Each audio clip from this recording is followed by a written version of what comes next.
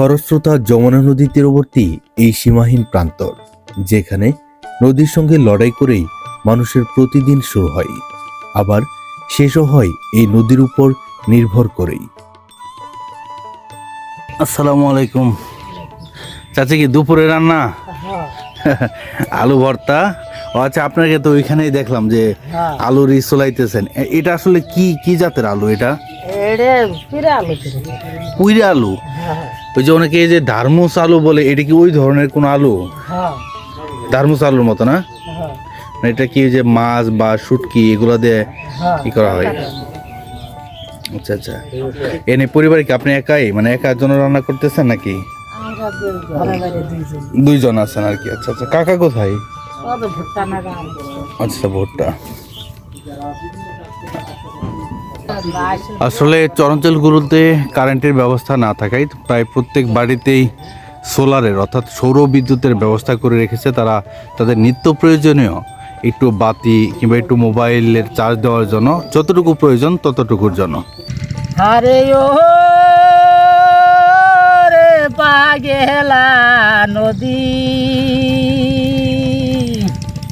আসলে গ্রাম বাংলার মানুষ বিশ্বাস করে মনের খোরাক হচ্ছে গান, আর তাই কৃষক তার কাজের মাঝে মধ্যে গান গেয়ে নিচ্ছে।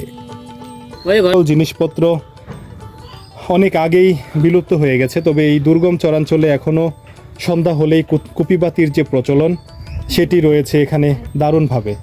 যাদের সোলার কেনার সামর্থ্য নেই তারা এখনও সন্ধ্যা হলেই কুপিবাতির উপর পুরোপুরি নির্ভরশীল। চরাঞ্চলের মানুষগুলা আসলে একদম সাদামাটা। এখানে হচ্ছে যদিও টিনের চালওয়ালা টিনের বেড়ার ঘর, কিন্তু তারপরেও কতটা সাদামাটা তাদের জীবনযাপন। এই পাশে হচ্ছে ছোট একটা সাধারণ একটা চৌকি, আর এই পাশে এটা কি বলে সুপারি কাটার জাতি বলে বা জাতা বলে, শর্তা বলে।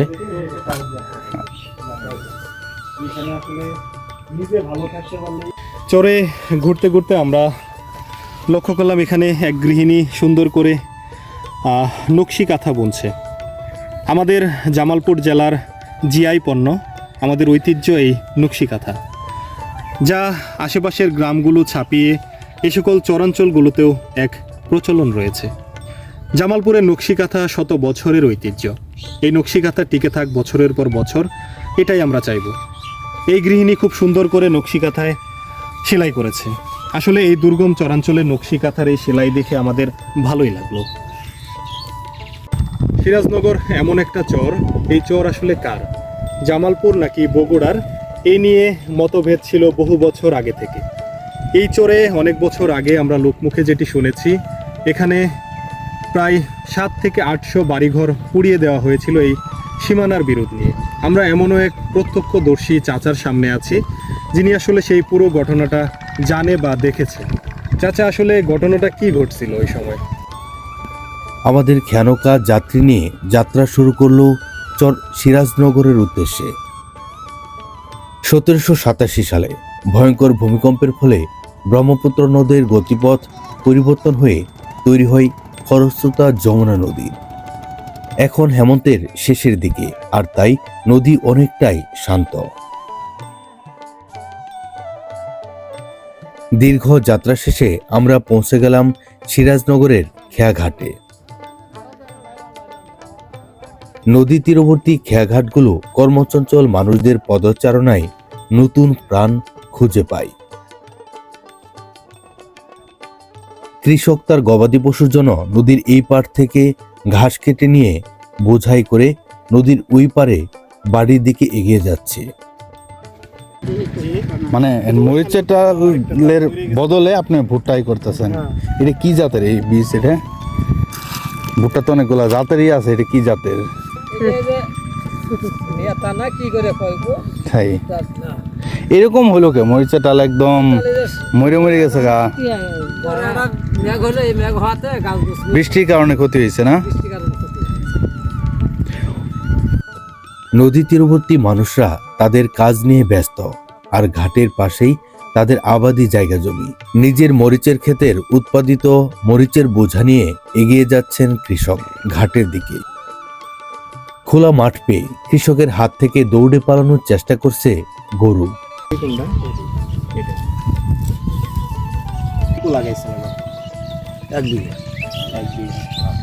এই যে আবাদ মৌসুম করতেছেন, আসলে আপনাদের এখানে তো আমরা হাইটে আসলাম, প্রায় 5 কিলোমিটার রাস্তা হাইটে এইদিকে আসলাম। আগে তো খুব কষ্ট, রাস্তাঘাট নাই, চলাফেরা আবার খুব কষ্ট। আমরা আসলে একদিন আসলাম, একদিনই যে কষ্ট। আপনারা সারা বছর চলাফেরা করেন, নদীলে বাড়ি ঘর দিলে কষ্ট খুব। কঠিন অবস্থা। বাজার ঘাট করা তো আরো কঠিন ব্যাপার। বাজার বাজার সব কঠিন, যাতায়াত করা কঠিন, রাস্তাঘাট নাই, কোনো জায়গায় আমরা চলাফেরা করতে পারি না, আগে কঠিন। ছেলে মেয়েরা কি এখানেই থাকে? এখানে থাকে। তাতে এমনিতে এই যে আবাদ মৌসুম করতেছেন, কৃষিকাজ করে লাভ হয়? না, খাই দেয় শুধু। মানে খাওয়া দাওয়া করে সুদ হয়ে যায়, হ্যাঁ। কিছু আর থাকে না। না, কাঁকড়া মাছ মঙ্গা কেন কি দেখি করে। কামলা কাঠ কেমন এখানে? অন্যদিকে আরেকজন কৃষক যমুনার জলে নিজের গবাদি পশুকে গোসল করাচ্ছেন। অন্যদিকে আরেকজন কৃষক ঘাড়ে বোঝাই করা খড়ের স্তূপ নিয়ে ঘাটের দিকে নিচে নামতেছেন, কারণ এই খড় নিয়ে যাবেন নদীর ওই পারে নিজের গবাদি পশুকে খাওয়ানোর জন্য। গোসল শেষে গবাদি পশুকে বাড়িতে নিয়ে যাওয়ার পালা। এটাই চর সিরাজনগর, যমুনার বুক চিরে জেগে ওঠা এক বিস্তীর্ণ জনপদ, যেখানে প্রতিটি সূর্যোদয় মানেই নতুন লড়াই, আর প্রতিটি সূর্যাস্ত মানে বেঁচে থাকার এক অর্জনের গল্প। বগুড়া জেলার কিংবা জামালপুর জেলার সিরাজনগর চর বাংলাদেশের উত্তরাঞ্চলের একটি নদী বিধৌত এলাকা। যমুনার স্রোত এখানে প্রতিনিয়ত বদলে দেয় ভূপ্রকৃতি। আজকে আপনাদের মাঝে তুলে ধরার চেষ্টা করব খরস্রোতা যমুনা নদীর এপারের দুর্গম একটি চর সিরাজনগর। সিরাজনগর আসলে কার, জামালপুরের না বগুড়ার, সে বিষয়টি আজকে আপনাদের মাঝে তুলে ধরার চেষ্টা করব। সেই সাথে এই জনপদের গ্রামীণ রূপ বৈচিত্র্য তুলে ধরব। আজ যা চর, কাল তা নদী, আবার নদীর বুকে জেগে ওঠে নতুন ভূমি। এই পরিবর্তনই চরবাসীর নিত্য সঙ্গী। বিস্তীর্ণ মাঠ জুড়ে দেওয়া হয়েছে মরিচের ডাল, এক পাশে মরিচের ডাল, আরেক পাশে ধান ক্ষেত, আর তার মাঝ দিয়ে গ্রামীণ মেঠোপথ। প্রায় 5 কিলোমিটার রাস্তা পায়ে হেঁটে আমরা এখন সিরাজনগরের একদম বসতি বাড়ির পাশে। দুই পাশে ধানের ক্ষেত এবং ধানের ফলনও মাশাআল্লাহ খুব ভালো হয়েছে। আমরা এই সকল রাস্তা পার হয়ে এখন বসত বাড়িতে প্রবেশ করব এবং আপনাদেরকে আমরা দেখাবো যে আসলে এই সিরাজনগরের মানুষেরা কেমন আছে, তাদের কিভাবে সারাটি বছর অতিক্রম করে, এবং এই মানুষের সামগ্রিক অবস্থাটা আপনাদের দেখানোর চেষ্টা করব। আসলে কতটা সাদামাটা জীবনযাপন করে আমি আপনাদেরকে একটু ঘরের ভেতরে গিয়ে দেখানোর চেষ্টা করি। যে এক পাশে রয়েছে গবাদি পশু রাখার জন্য অনেক গোয়াল ঘর, তার পাশেই সহাবস্থান করে এই জনপদের মানুষরা, আর এই পাশে হচ্ছে নিজেদের থাকার জায়গা, পাশে হচ্ছে রান্না করা যে পাতিল বা খাবার নিত্য প্রয়োজনে যা যা লাগে এগুলো রাখা রয়েছে। এই পাশে হচ্ছে একটি মাচা। হ্যাঁ, আসলে কতটা সাদামাটা জীবনযাপন করে চরাঞ্চলের মানুষরা, সেটা কেবলমাত্র তাদের কাছে গেলেই বোঝা যায়। এগুলো হচ্ছে ক্ষেত নিড়ানি দেওয়ার জন্য, ক্ষেত নিড়ানোর জন্য, যেটাকে বলে পাহুন বা পাশন বলে থাকে অনেকেই।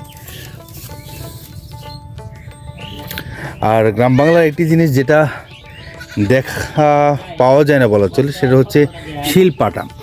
আধুনিক যুগের ব্লেন্ডারের কারণে এখন এই শিলপাটার ব্যবহার এখন নেই বলেই চলে, কিন্তু এই চরাঞ্চলগুলোতে গেলে এই শিলপাটার ব্যবহার দেখতে পাওয়া যায়।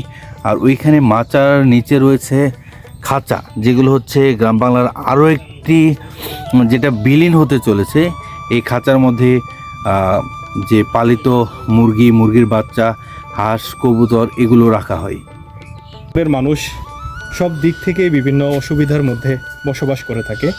তাদের এখানে না আছে বাজারের কোনো ব্যবস্থা, না আছে বিদ্যুৎ, না আছে চিকিৎসার ব্যবস্থাও। এখানকার বাচ্চারা যে পড়াশোনা করবে তার ন্যূনতম ব্যবস্থাটুকু এই চরে নেই। এখানে আমরা যতগুলো বাচ্চাকে দেখলাম, যাদের সাথে কথা বললাম, এরা কেউই স্কুলে যায় না, বা দু একজন স্কুলে গেলেও আসলে এখান থেকে পার হয়ে, নদী পার হয়ে স্কুলে যাওয়ার মতো ধৈর্য বা ইচ্ছা আসলে খুব বেশি দিন থাকে না।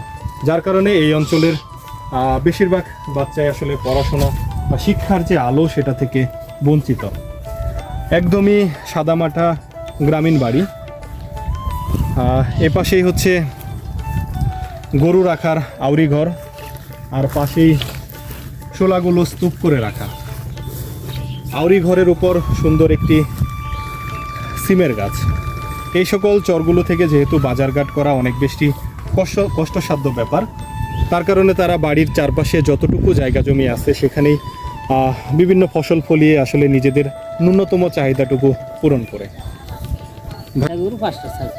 আচ্ছা, গরু দুধ দেয়?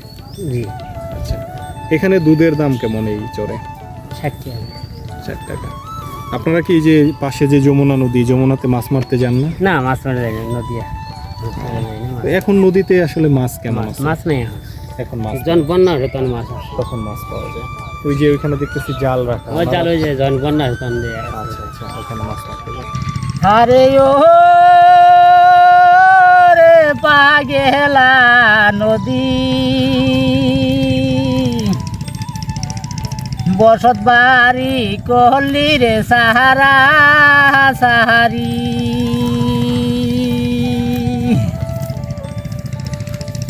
কারো ভাঙলি বাড়ির ভিটা, কারো ভাঙলি নতুন স্মৃতি, কারো ভাঙলি হই না জমিদারি।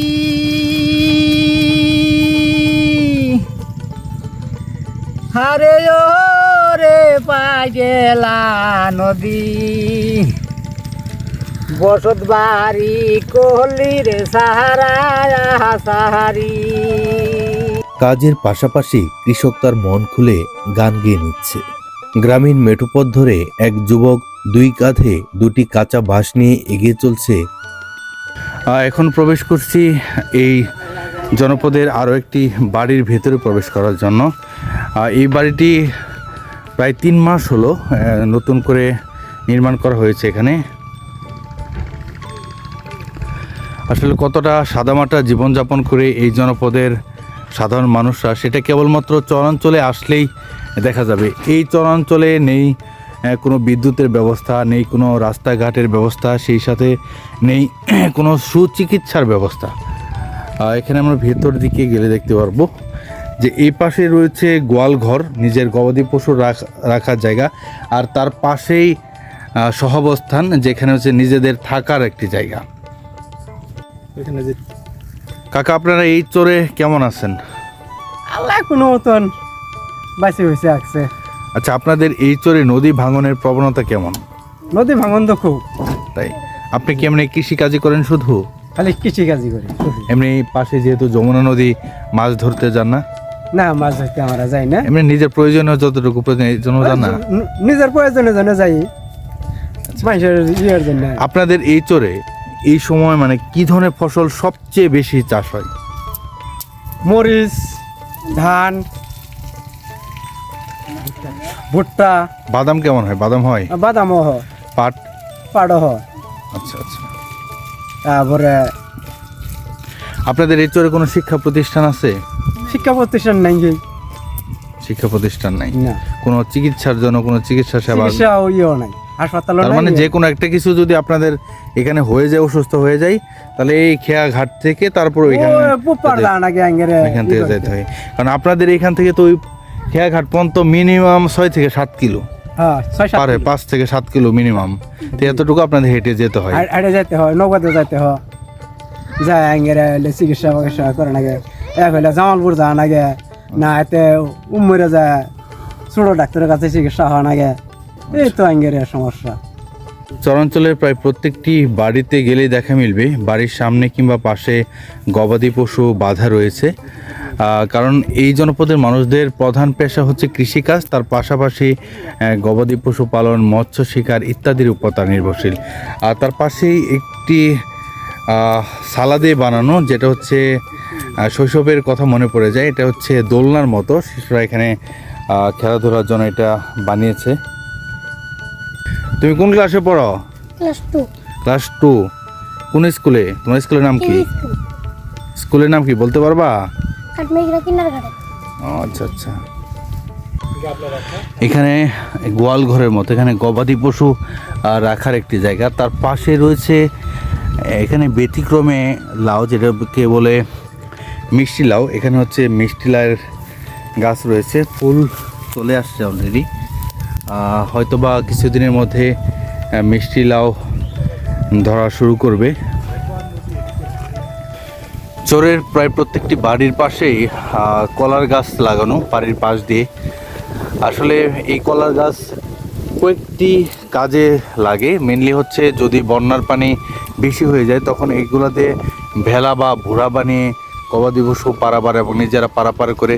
পাশাপাশি হচ্ছে যেহেতু চরাঞ্চলের বাড়িগুলোর পাশে বড় কোনো গাছপালা নেই, তার জন্য এই কলা গাছ থেকে যতটুকু ছায়া আসে তারা এই ছায়ার নিচে তারা আশ্রয় গ্রহণ করে একটু বসে থাকে, একটু জিরিয়ে নেয় কাজ শেষে। চরাঞ্চলের প্রায় বেশিরভাগ বাড়িগুলোতে গেলে দেখা মিলবে যেমনটা গবাদি পশুর মধ্যেও রয়েছে গরু, পাশাপাশি রয়েছে ছাগল, ভেড়া ইত্যাদি। তো কাকা, এটা কি মানে রাম ছাগল নাকি? এ তো রাম ছাগল, তোতাপুরির মতো দেখা যায় অনেকটা। আপনার এখানে তো রাম ছাগলই বেশি।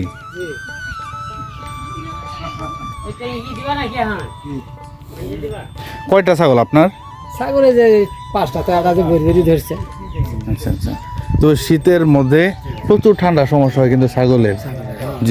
এই ধরনের মানে যমুনার এই অংশটাতে বোয়াল মাছ পাওয়া যেত, অন্য দেশীয় বড় মাছ পাওয়া যেত। এখন কি মাছ পাওয়া যায়?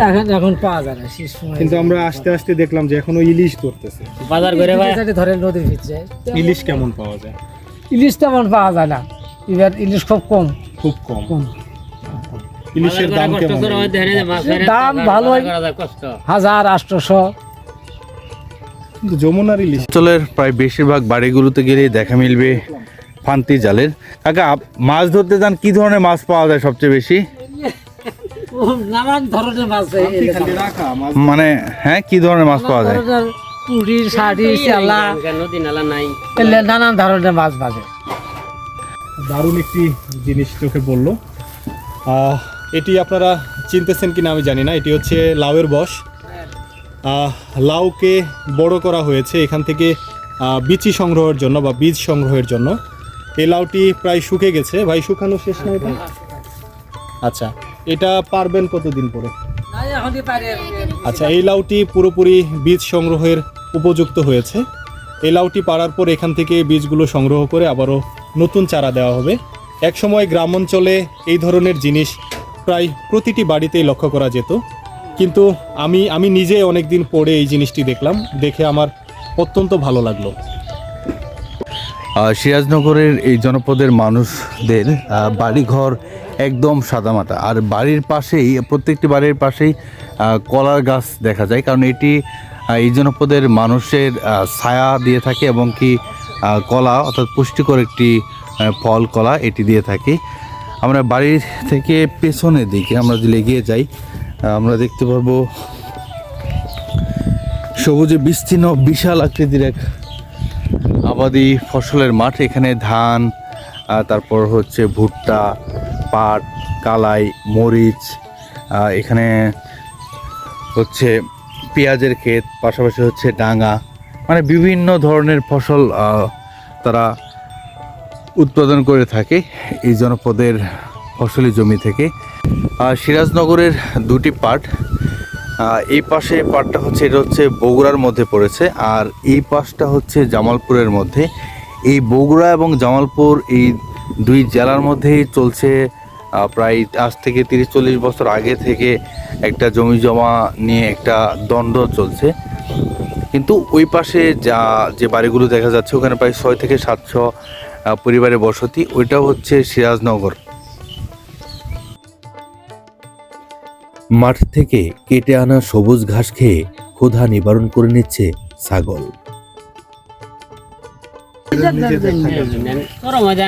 একটা কাঁথা সেলাই করতে কতক্ষণ লাগে? ভালো সিলি করলে যারা সিলি করে পানি বেঁধে তারা 1 মাস 15 দিন 20 দিন।